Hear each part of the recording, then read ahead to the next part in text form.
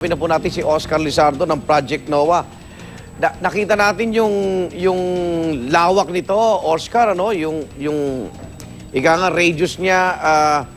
Ano nakikita nyo ritong senaryo? Ang posible pong mangyari nito ay dahil papasok po ito sa Eastern Visayas at medyo may kalakasan po itong bagyo na ito.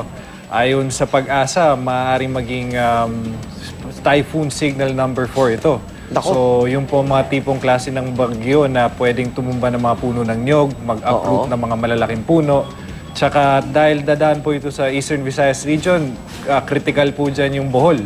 Ano? Dahil ngayon po ay nagkakandak... Sila na naman. Opo. Dahil ngayon po ay nagkakandak sila ng mga relief operations, so maaaring mahamper yun kung maapektuhan sila ng bagyo. At dahil po nagkalindol doon, medyo destabilize yung mga slopes sa mountainous areas. Maaari po mag-generate ng mga landslides yun. Oo. Kaya dapat yun po ang mga lugar na dapat po natin tingnan. Nabigyan nyo na ng babala, Oscar, sa Project NOAA, yung mga lokal na pamunuan doon at residente?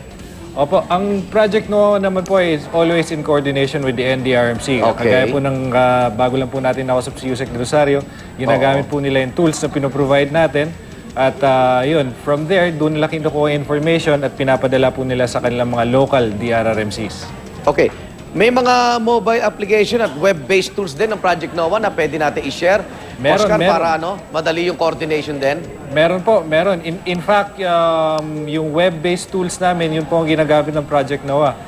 Kung maaari ko itong mapakita, Sige ito po, makikita nyo po dito na yung bagyo ay nandito pa lang. Opo. At papunta po yan sa Eastern Visayas. Ito po ay nilagay po rin namin sa mga Android at iPhone devices para po makita ng publiko at ma-monitor nila by themselves kung nasa na po yung bagyo. Oo.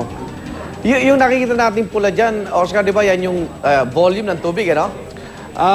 Technically speaking, temperature po yan. Pero maaari nyo pong i-consider na tubig rin po yan. Yes.